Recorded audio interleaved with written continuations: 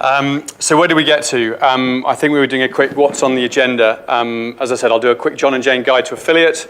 But importantly, what I really want to talk to you about is, first of all, who's CJR and what we do. And then really to follow that on with a couple of case studies for some new solutions that we're bringing to the market. And I should say that at this stage, it's very early days.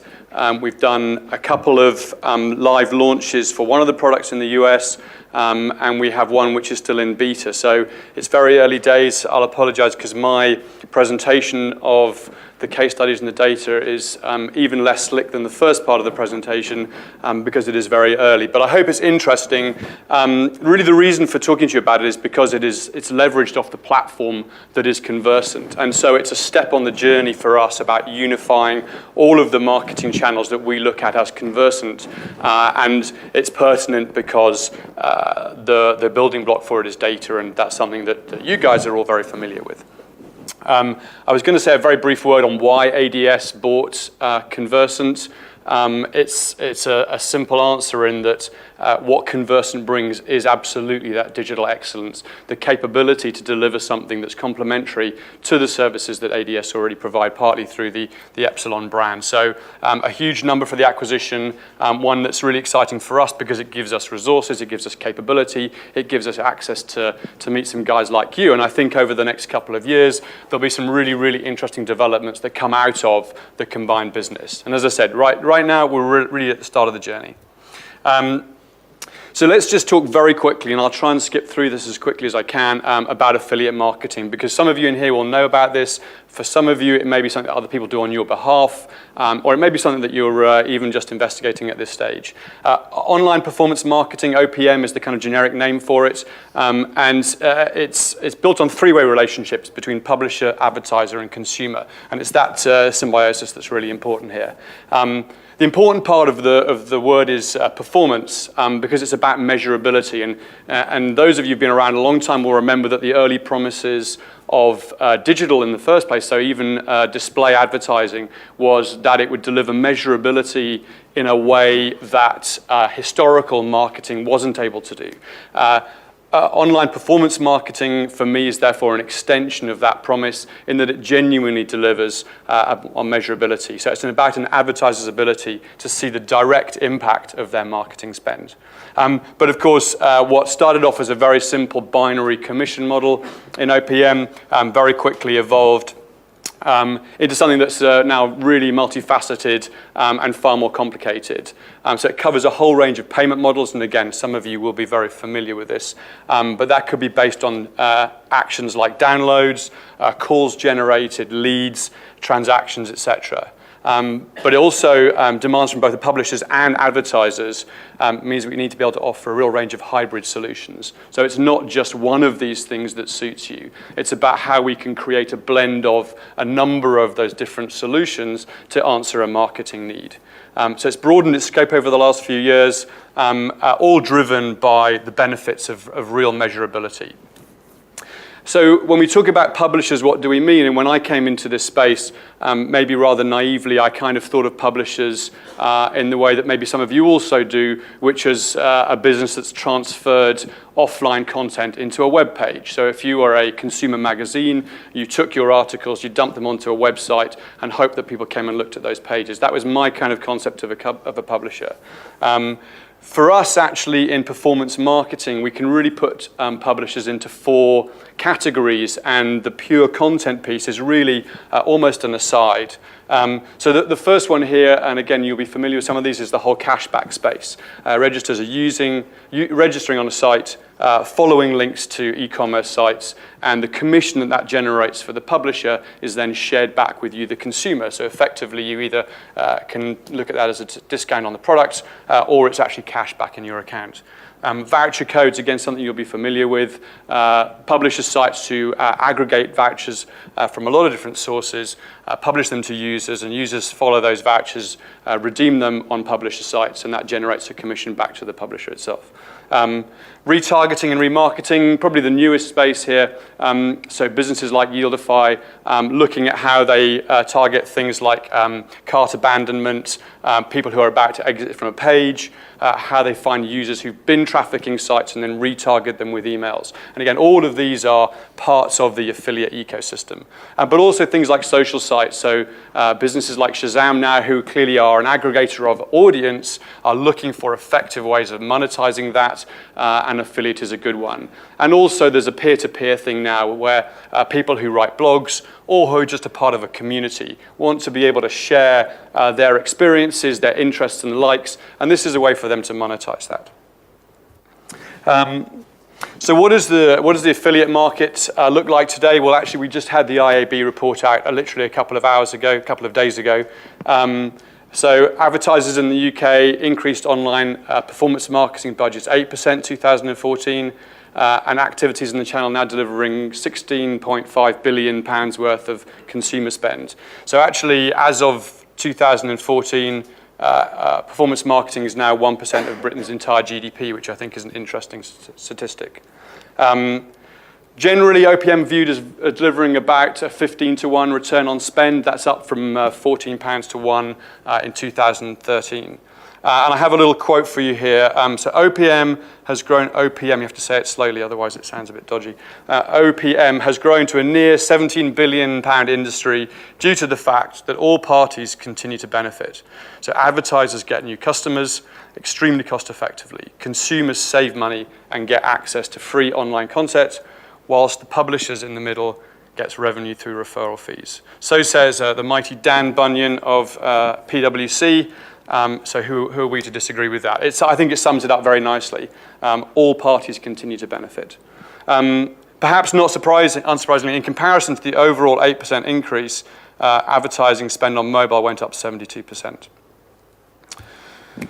So hopefully we've established a little bit about affiliate marketing and its space in the marketing space. Let me just give you a very quick overview of CJ. CJ, a global business headquartered in the US, 450 employees worldwide, 13 offices, predominantly US and Europe.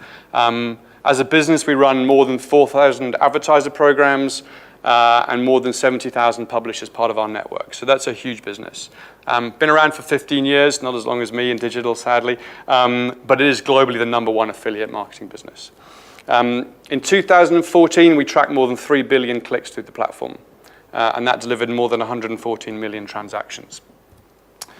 So for me, so Europe is my remit. So I run the business across UK, Germany, France, Spain, and Sweden. We also have an office in Durban, which we use as an incubator. Clearly, from a resourcing point of view, that's very cost effective for us, and it allows us the opportunity to take programs that perhaps wouldn't merit being actively managed in a European office, but to give them some love, to give them some nurturing, and see if collaboratively we can turn it into something more substantial. And we also operate in Eastern Europe through our partnership with a company called Viv, and they basically run an affiliate network on the CJ platform, but they do it on our behalf in the Czech Republic and Poland.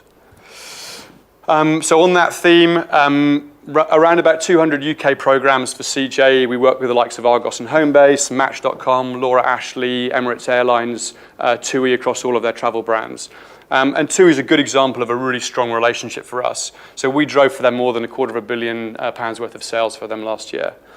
So what makes them good for us? So it's profitable, and I talked previously about the symbiosis. It has to be profitable for all parties. That's really important. Scale's an interesting one for affiliates. The bigger the business, the easier it is for us to really drive performance for them. Some of the fixed costs obviously get absorbed very quickly into a scale program. So rewards publishers, what does that mean? Well, it means that these guys are really actively engaging in how they incentivize publishers. It's very easy to look at an affiliate program as a fire and forget, and absolutely that doesn't deliver the best results. So an advertiser who works with us to say, how do we dynamically incentivize the publishers and those publisher audiences, that makes them a really good partner for us. Collaboration, again, really important. So we now get invited into all of TUI's planning meetings. We have a representative there who is helping them to shape how they're allocating their marketing spend. Clearly, they have an ulterior motive being there if they work for CJ, but more and more it's about us contributing to the data to how they make those decisions rather than just us viewing as an exercise in pitching them for more money. And lastly on here, innovation. And again, that's really important from a couple of points of view. Really important for an advertiser to look at how to innovate in this space and to do that collaboratively with a network like CJ, rather than depending on a business like us to bring innovation. And frankly, it's one of the things that helps them to stand out in a market space as well. So if they can bring technological advancements, if they can bring innovation, they win awards for that sort of thing. It's good for their PR and their marketing. Just the last piece on CJ is just to point out that whilst a big piece of what we do is about the technology enablement, bringing together those 70,000 publishers globally, it's not just a technology game. It's very much people and service for us, and for CJ particularly, that piece is a real differentiator for us. So 70% of our staff are client-focused. We have people who stick around in the business for a long time, 4 years average tenure, and we have pretty much the highest manager to account ratio in the industry. And all of that is really about us being able to deliver not just a great platform and say, get on and look after it yourself, but about being able to say to somebody, how do we help you to utilize this platform? How do we really understand what your targeted and what your generic marketing objectives are and really help you deliver against that? So hopefully what we've got is a baseline understanding of who CJ is, what affiliate marketing is. I'm going to talk to you a little bit about what we're bringing to the affiliate space now. We think it's genuinely unique, and we believe it's of real and significant value, and maybe you can be the judge of that later. So when I'm not at work, I'm a guy who has a lot of different roles, clearly. So I'm a son, a father, a husband, a friend, and in each of those roles, I spend money, and I spend it to varying degrees. But in our household, I am the chief purchasing officer, so most of the significant purchasing decisions go through me. But clearly, when I'm making those decisions, I'm wearing a lot of different hats, and that's fine for me. It works. But what's interesting is that if I analyze my spending patterns, and this is not an entirely accurate reflection, there's obviously all the stuff that doesn't go on here, like the golf clubs that I won in a competition. But as an advertiser, you don't see me this way. So you don't see that collective view of me. You see me as those discrete purchasing behaviors. You might see me as a sequence of related purchases within your ecosystem, but you don't see me as the guy buying the school supplies and the DIY and the car and the holidays. And of course, that means that your view of me is incredibly limited. And what you're doing in terms of inferences, what you're trying to deduce I'm going to do next, is very blinkered, and you're only seeing a very small proportion of the picture. So Conversant's vision, and my colleague Oded will talk to you in a minute about the wider CRM strategy, is about how we connect those dots. It's about creating a single view of me as I kind of meander my way through my daily transactions, and to allow each of those transactions to really inform your view of who I am, what I'm doing, what I'm likely to do next. And interestingly, I should point out that Conversant's solution is very much about making those connections both on and offline. And that's absolutely unique. So let's drill down from the kind of the generic to the performance marketing piece. So what are the specific problems that we're solving today? So as I mentioned, there's a lack of data transparency, and that means from an affiliate perspective, one of the challenges that you or your colleagues or your staff are wrestling with is really assessing the value of an affiliate program. And of course, that's not unique to affiliate. That's a problem that you face in all of your marketing channels. But from a personal point of view, I'm interested in the affiliate side. How do we help people to really evaluate their affiliate marketing and to make sure that it is effective in the programs that they manage, but also effective as part of their wider marketing mix? It's really hard to find the time for you guys to analyze the value beyond a simple view of clicks to transactions, and that's really where we want to take the game. So how effective is your affiliate program? How well is it delivering versus your other marketing channels for things like new to file customers, for average order value, for lifetime value? Are you simply discounting transactions that you would have got anyway? And that's an accusation that's leveled at the affiliate space, particularly when you're talking about voucher codes, discount codes. Are you just discounting a transaction that you were going to get anyway? And if at all, how is your affiliate program influencing offline behavior? That's not something that anybody's done a decent job of connecting up until today. So these are the problems that, as part of Conversant and specifically within CJ, we're trying to solve for you today. So we're trying to deliver a multi-dimensional view of the customer. So a single view of me incorporating all of my purchase behavior, and a network view of me that adds to my data profile, not just from in your own personal transactional environment, but from in the wider ecosystem, and allowing you then to benefit from that.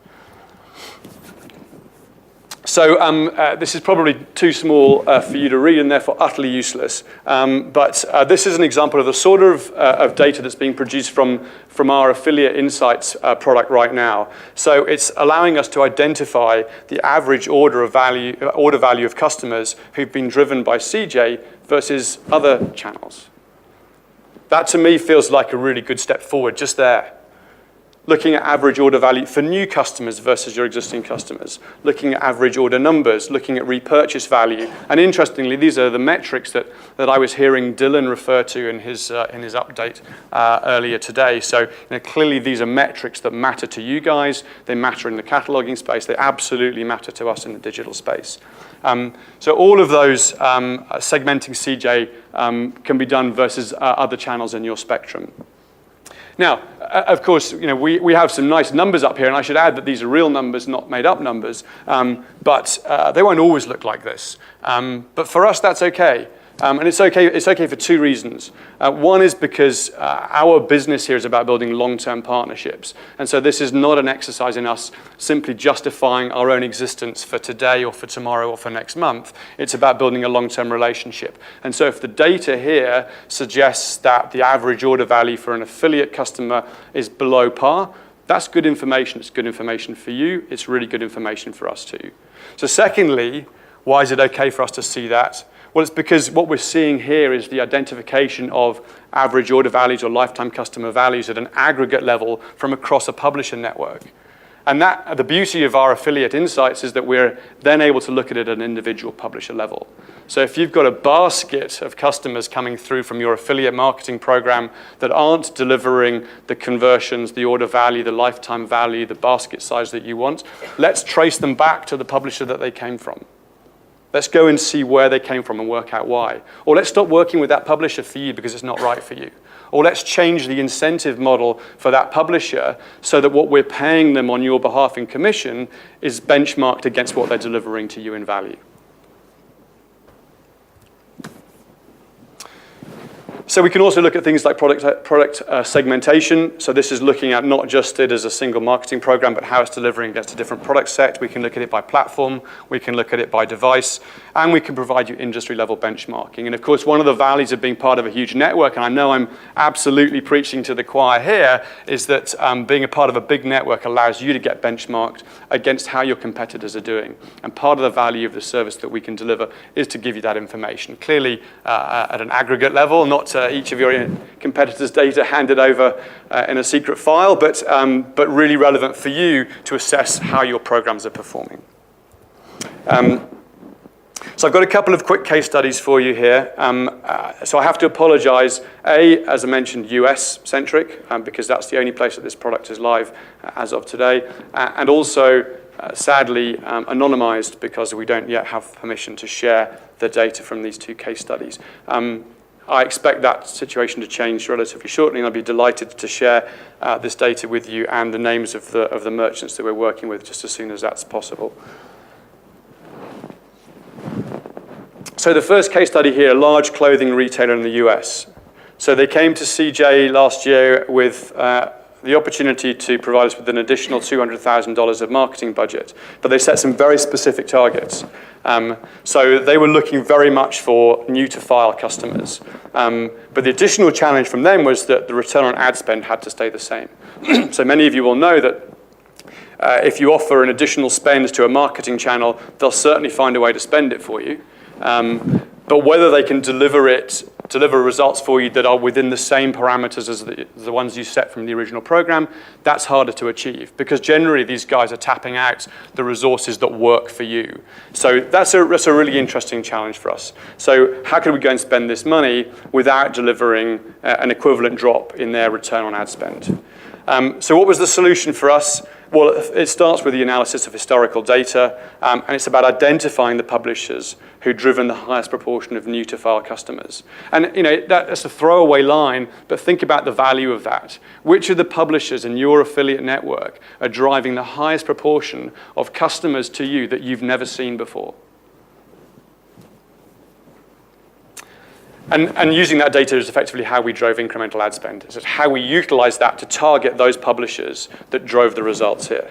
So we identified the publishers that drive the highest new-to-file rate. We focused on gaining even higher conversion rates with those guys. So we booked seasonal campaigns with them, additional media placements. We were able to increase default commissions for that subset and conversely drop them elsewhere. We opened recruitment of new content publishers that were going to match the profile that we were looking for.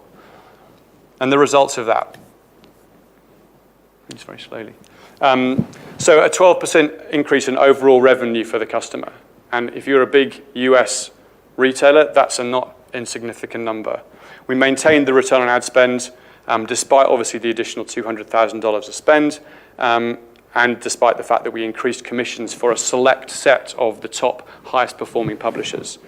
And a 9.9%, it says on here, 10% probably easier, incremental revenue contribution to total program from newly recruited publishers. So that's a whole new set of publishers that this program opened up for these guys they weren't working with historically.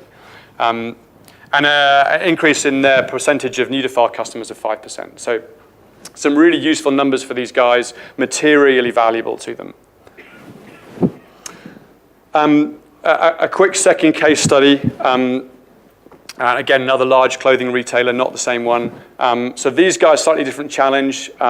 Business was a little soft. They're coming into Black Friday, Cyber Monday in the US. Their budgets had been scaled back. They didn't have any specific media placements secured.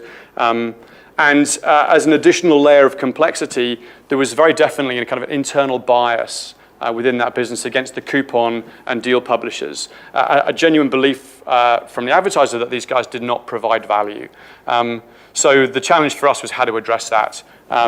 They came to us and said, what could you do for us in the affiliate channel, given all of those caveats? So the response was to put together a proposal back to these guys about how to use that budget and focusing on their key objective, which was about revenue growth. Again, looking at the affiliate customer insights reporting, they're able to put together some really compelling data and analysis. And the methodology here was to rank every publisher in the network against a whole series of different criteria.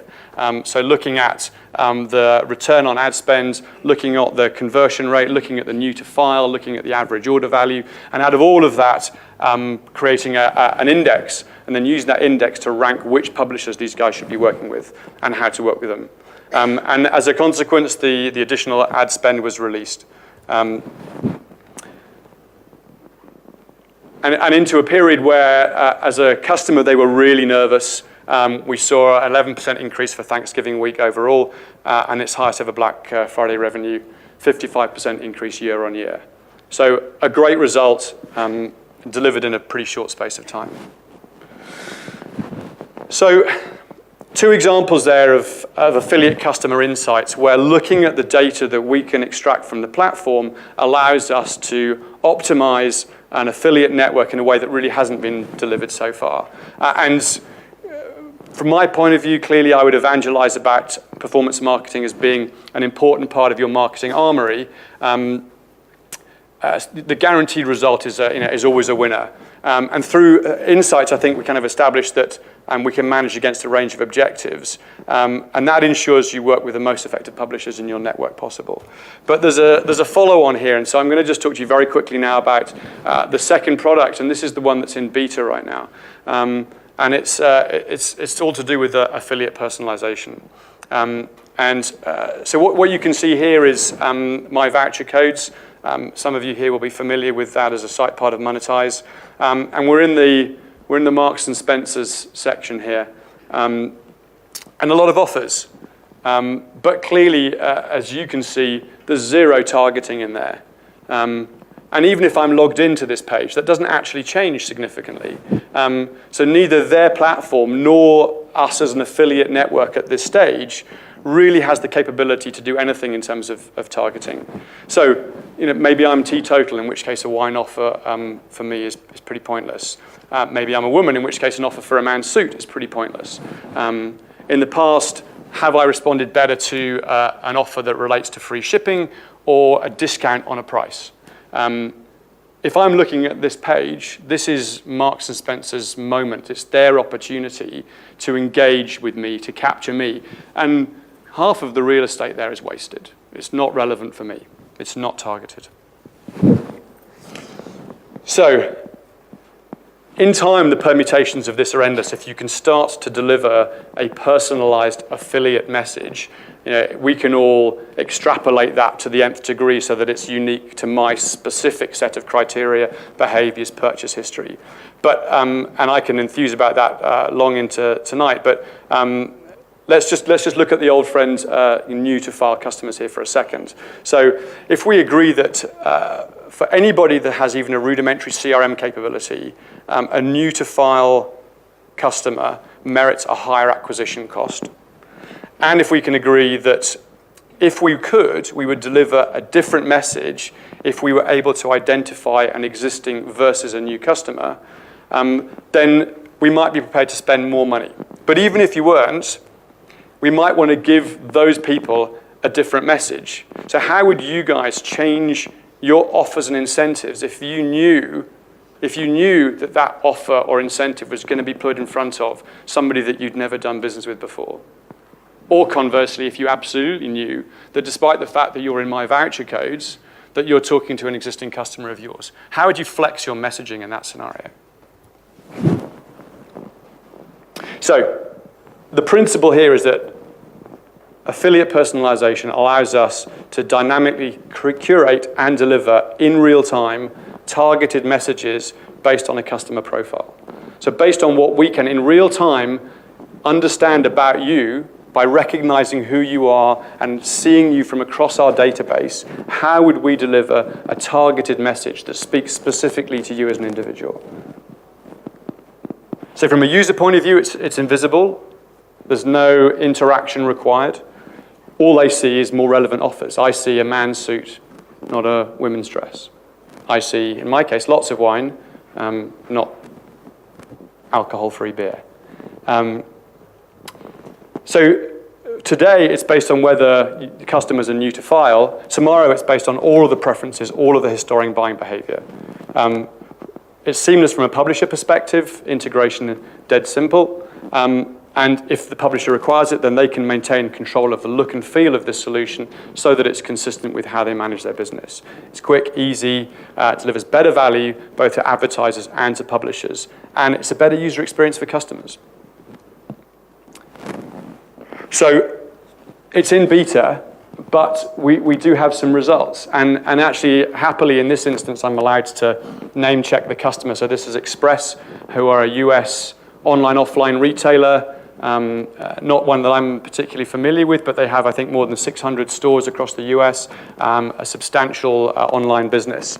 In their own words, Express is the must-have, sexy, sophisticated fashion brand for work, the weekend, or going out. It's what's new and what's now for young, fashion-forward women and men. So, not me, clearly. But using affiliate personalization and just targeting this binary differentiated message of new-to-file customers, they saw a 64% increase in the number of new customers that they were acquiring via affiliates. And at a campaign level, they saw a 140% increase in conversion rate and a 132% increase in return on ad spend. Again, great numbers, early days. But to me, the problem that we are solving here is an utterly obvious one because it's the promise of digital marketing, over the last 20 years. It's about the messages being absolutely to me and for me rather than being utterly generic. CJ are launching this hopefully in the next couple of months. Certainly, it's unique in the marketplace right now. And we'll be delivering the solution right across the range of ADS customer base as and when it's required. So as a conclusion and picture of my ugly family again, on its own, CJ is the global leader in affiliate marketing, and a lot of you guys in here have affiliate programs. We'd love to be able to talk to you about that. But you may be doing a great job with your affiliate marketing, you know, there are competitors of ours out there who are delivering, as a point solution, great capabilities. Through customer insights and personalization, what we're bringing is a unique solution here, and I believe that will absolutely reinforce CJ's position in the market. And maybe just as a last line, so this doesn't feel just too much like me just pitching CJ at you, you know, why am I here? What's the relevance of this today? Well, as you'll hear from Oded in a minute, all of this and all of our wider CRM solutions are leveraged off the Conversant digital platform, the Conversant database. And the value of a database, clearly, apart from being able to access the data effectively and to segment it properly, but the value of the database is the data. And the more data you have, the more effective it is. And I think Lara mentioned earlier about Epsilon and Conversant's reach now being a close second to Google. So clearly we know a lot of people. And if you can, even just in a very simple sense, imagine layering both your affiliate marketing data and your Abacus data into a single customer view, and the inferences that you can make, and then how you can dynamically target messages to that integrated data set, I think you can start to see the capability. So that's something that we'd love to come and talk to you about at some point. That's me.